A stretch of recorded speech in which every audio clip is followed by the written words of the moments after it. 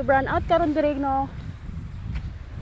Sunday, March 29. Ang March 30 di ay.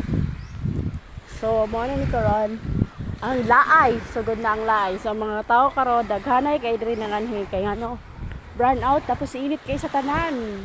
So may gali na lang may na lang kay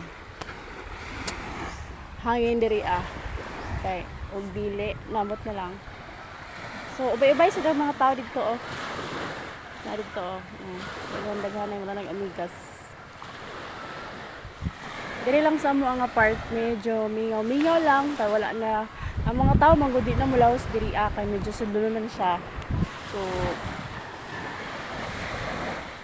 pero unya ani daghanay na nagtao mong tambay diri kay init de gusto gawas og balay gawas ang mga ilaga mga tuog dagat na sumali na siya ang bye Santos.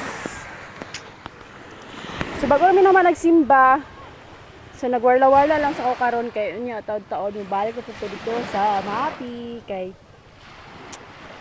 airport sa trabaho ta ani kay naman tag kwarta no nya inatay pa jud ta bigan bugit.